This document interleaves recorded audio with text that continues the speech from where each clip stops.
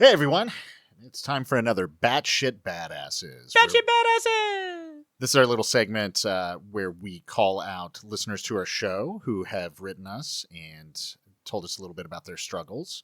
And we just want you guys to know that we see you and we're rooting for you. Yeah, you're all incredibly brave, not only to be fighting as hard as you are, but also to be trying to start the conversation, be it with us or with the people in your community. So, great job. Keep it up. Keep kicking ass. First person up is Mo. Mo says, these are bringing me so much relief just knowing I am not alone. Thank you. No, Mo. Thank you. You know, as much as Brad and I started this podcast with the intention of trying to find a community and reach people, the fact that so many people like you have felt the same way and thus reached out to us, I mean, it's been huge. Yeah, completely. Yeah. We've said it before, but you guys writing us, it means so much and it keeps us going. Definitely. Peyton said, please do a video on social media. Well, we did do an episode on social media. You probably wrote us right before that dropped. I actually think they mean like promote ourselves on social media. Oh. Yeah. That would make more sense. Yeah. Because we don't do that. We don't do that. We're trying to now. Yeah, this is actually our first attempt at like recording ourselves video-wise. Yeah, and I keep being paranoid about this glare on my forehead because, as any of you can see, I don't have the luscious locks I once did. Right. Oh, don't say that, Brad. I love your locks, luscious or not. Oh, thank you. But either way, Peyton has bipolar 1. Whether it's the fact that you want us to do videos for social media or do an episode about social media, we got you covered on either way. But the fact that you listen to every Batshit episode is freaking fantastic. So thank you so much. Yeah, keep listening, and hey, do us a favor, shoot us a review. Oh, that'd be great. That helps. Share on social media. Mm-hmm. We're trying to get out there a little bit more. We hit a big listener milestone. We did. We had go ahead after you. Oh, 10,000 listens. 10,000 listens, guys. So. That's huge for us. And we have over 500 followers now, which are people who, subscribe. And that's just on Spotify. Yeah, just on Spotify. So freaking amazing, honestly. Yeah. Both Brad and I are shocked people want to hear our voice this much. Yeah. Or maybe you guys hate listen to us. Right. I don't know. You're just like, God damn these guys. 45 minutes of rage. Here it comes. So we want to call out Debbie. Debbie was diagnosed with panic and anxiety. Has dealt with it for years. Constantly cannot forgive herself for the mistakes and bad decisions in her life. We're there with you, Debbie. We cannot forgive ourselves for the mistakes and bad decisions in our lives. And unfortunately, we'll continue to have those mistakes and bad decisions and not be able to forgive ourselves. But that's part of the struggle.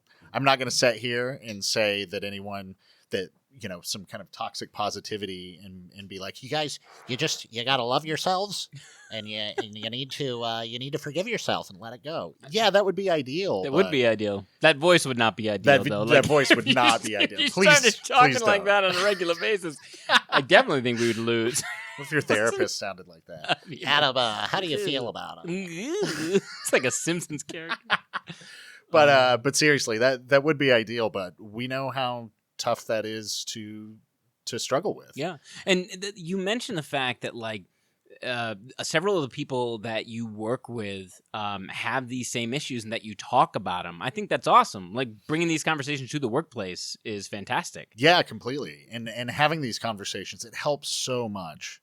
I don't know if you're in therapy or not, but hopefully you are. But if you're not, then that kind of works as a lesser version of that. Yeah. Like finding a little community. It's a stepping stone towards therapy almost. Right. Yeah. Right. Yeah. And, but thank you, Debbie, so much. We got Robin, who has bipolar 2 with PTSD and ADHD, or as we call it, the terrific trio. Never felt more seen than when I listened to you guys keep the faith. Robin, thank you so much. You keep the faith. Keep crushing it. Fighting through 3 things is not easy. God, no. Fox J98. Hey, ladies, if you're looking for support, please join Women Supporting Bipolar Spouses. It's a great support group.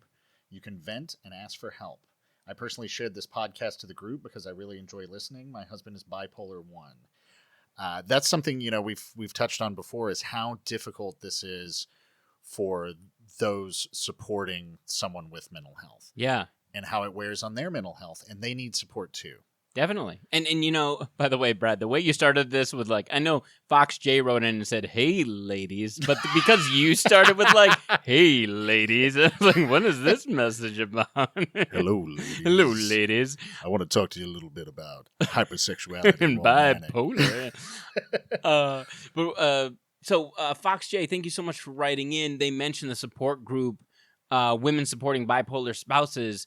I have not had time, unfortunately, to find that. But Fox J, if you want to write back in and send us a link, we'll gladly post it on the next episode so that people can click on it and join it that way. So, and anyone else listening, if you found any other great resources, oh yeah, if there are other Facebook groups, a Reddit thread, if there's websites that you found, please send those resources in. We would love to share them with other people. Yeah, we got to get that out to other people. Rianakes says, "Thanks, y'all. This has been game-changing for me." Thank you. This has been game-changing for us. Keep working. Keep fighting. Joe says, "Story time. Woo! I found your podcast while manic and researching what the hell was wrong with me." I've been there, Joe. Right? Just up till 3 a.m. Yeah. Why? just Googling, what the fuck is wrong with Brad? Just Brad Hudson. Brad Hudson? Brad Hudson? Not actor Brad. No, that guy is just a jerk. No. Do not, under any circumstances, Google actor Brad. Oh, I think you should. He goes on to say, which is when I sent the first message. "Thank you for this podcast." All caps. Yeah, sorry again. I was manic. I finally got into a psychiatrist and got diagnosed with bipolar 1. I'm now 2 weeks on meds and feeling okay. Well, that's great to hear, Joe. I'm glad you wrote in, and I'm glad you've been listening, and that helped in any way to get you to a psychiatrist and get on medication.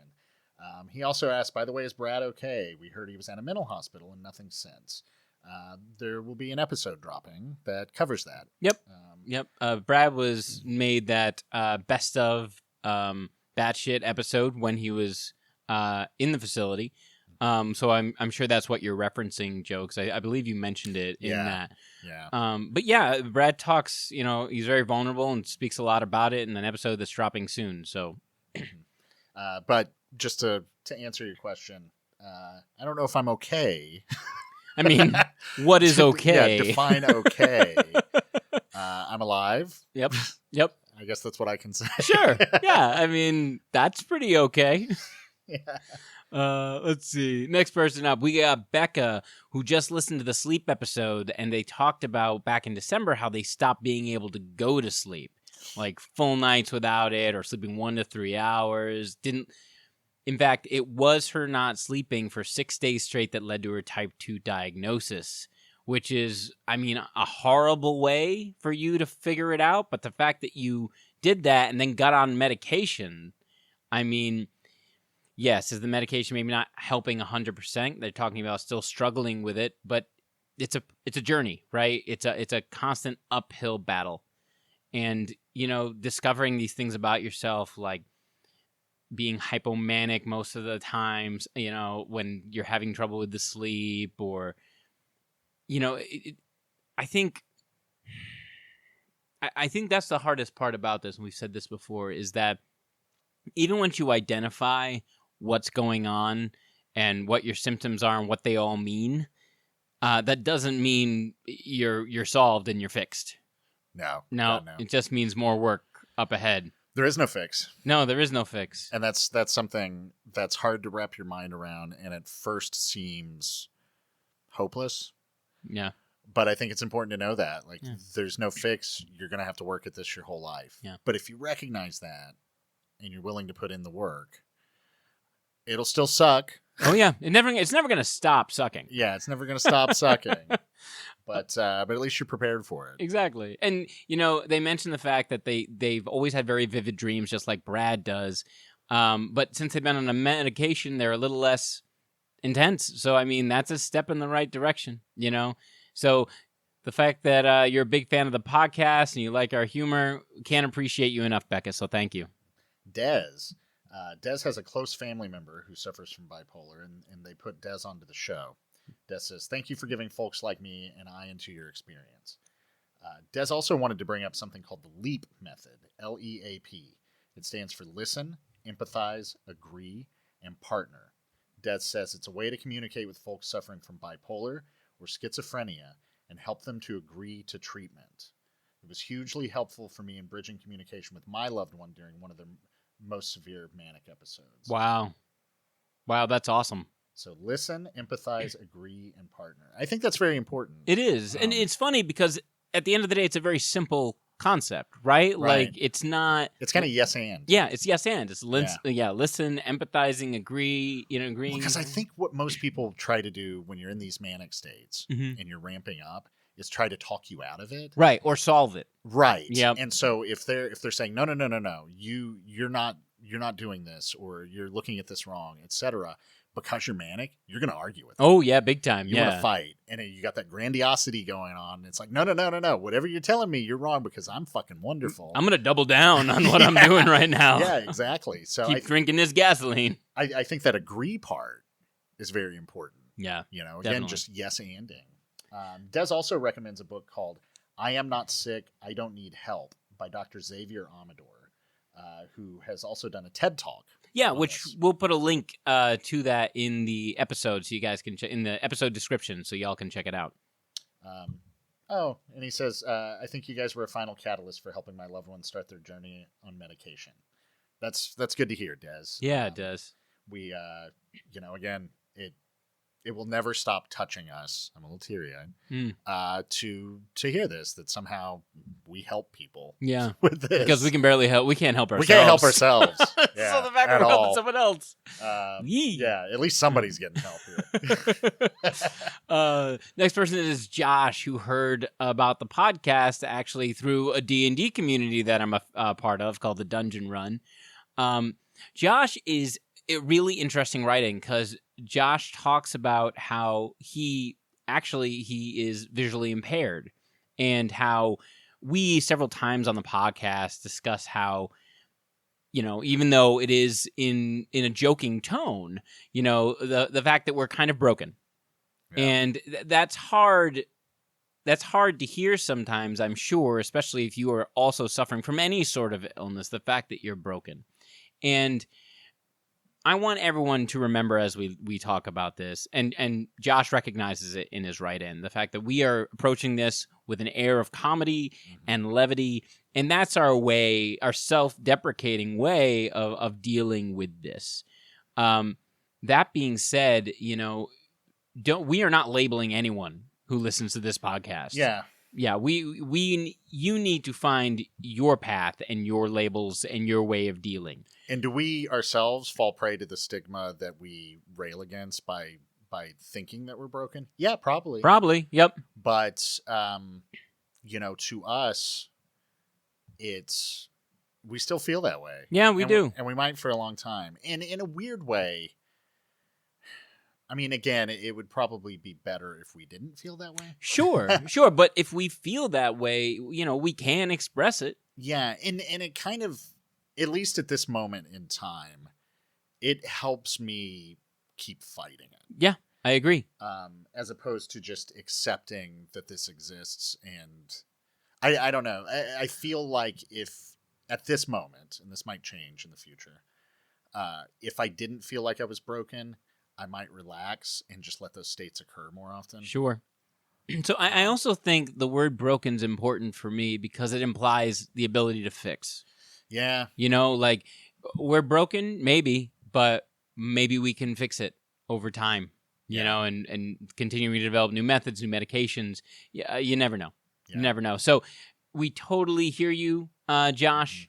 Thank you for listening to the show. Thank you for loving the Dungeon Run. Ooh, and here's one last thing. Christy is so fucking awesome. Yep. Loved her CPTSD episode. Josh also is a Tennessee rep. So thank you for representing Tennessee, Christy, and now Josh.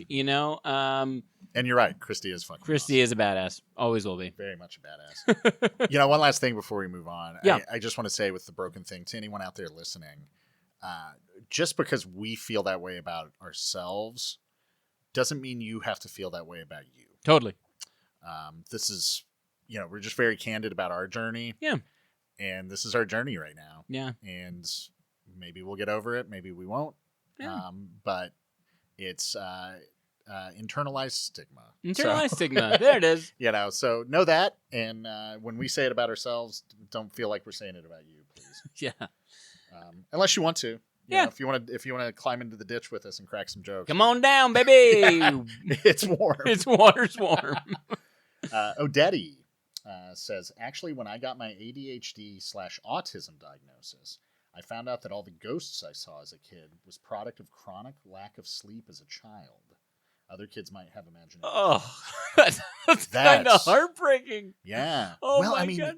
think about that. So you're what ADHD and autism. Right. I'm not as familiar with the two of those. So Sure. I don't know how they relate to mania.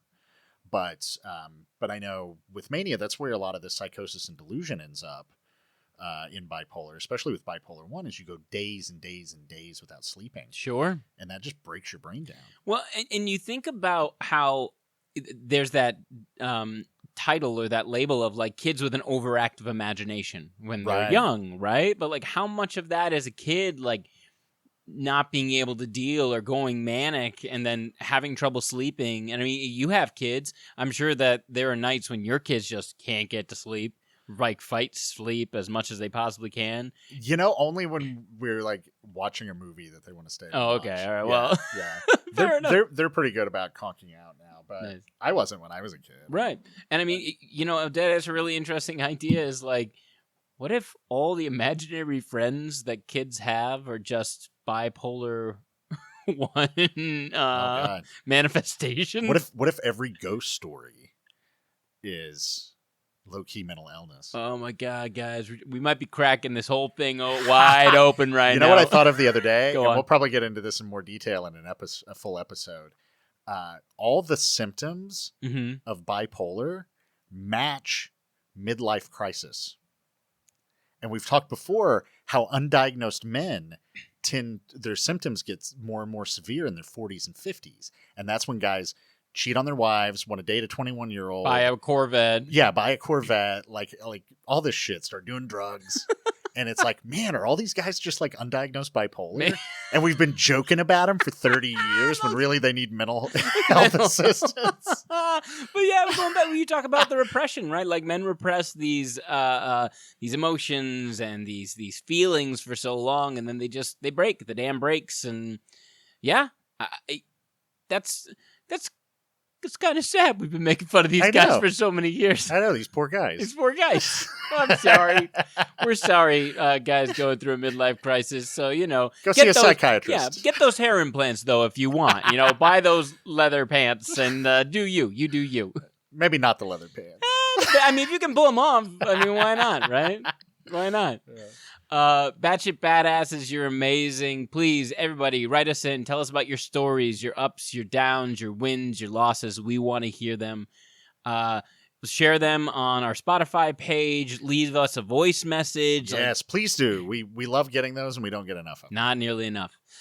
You're all amazing. Thank you so much. Keep being badasses.